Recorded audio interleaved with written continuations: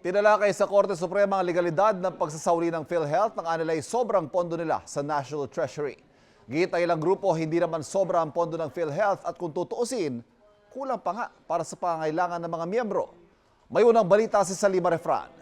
PhilHealth funds transfer! Illegal, unjust! Bago pa man ang oral arguments, iba't ibang grupo ang nagsagawa ng pagkilos sa Korte Suprema. Napakababa! Lahat sila, iisa ang sigaw.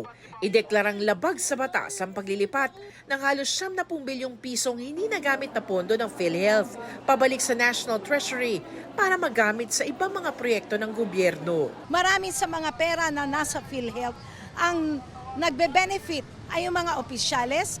Ang aming panawagan ay magbigay ng direct funding to the public health facilities such as the public health centers, the public hospitals. Hingi namin sa Korte Suprema na sana mapagbigyan ang mamamayan na ang pondo diretso sa tao, wag nang sumabit pa sa bulsa ng mga politiko. Sa oral arguments, inilatag ng mga petitioner ang mga argumento kung bakit para sa kanila ay unconstitutional ang paglilipat ng pondo. Partikular, ang Department of Finance Circular 003-2024 at isang probisyon sa General Appropriations Act na nagbigay daan dito. Hindi raw sobra-sobra ang pera ng PhilHealth at kulang na kulang ang natatanggap na tulong pangkalusugan ng mga mamamayan. Your Honors, the enumeration under the Constitution is exclusive. It does not authorize any government official to transfer appropriations. Moreover, the authority to augment any item in the general appropriations must be given by law. PhilHealth's financial statement reveals that it does not have excess funds.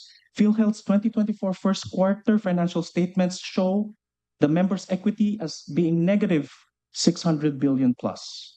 This is signed by the highest officials of PhilHealth, an express admission by PhilHealth that its equity is negative by over 600 billion.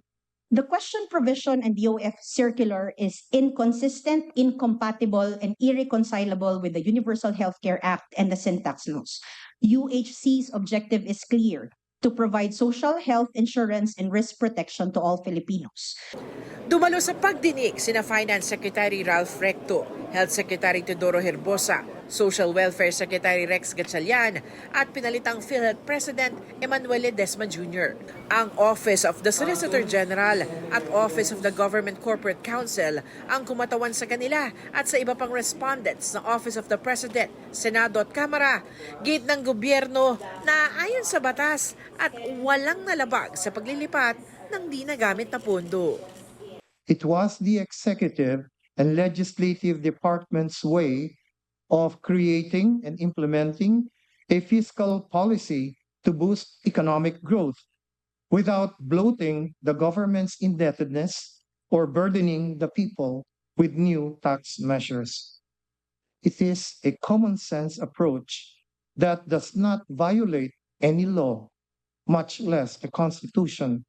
I assure the Honorable Court and the people that, contrary to what has been portrayed by some critics, there was no dark or sinister plan behind the transfer of the 16 billion peso fund balance from PhilHealth to the Treasury. Tatlong petisyon laban sa paglilipat ng PhilHealth funds ang inihain dito sa Korte Suprema.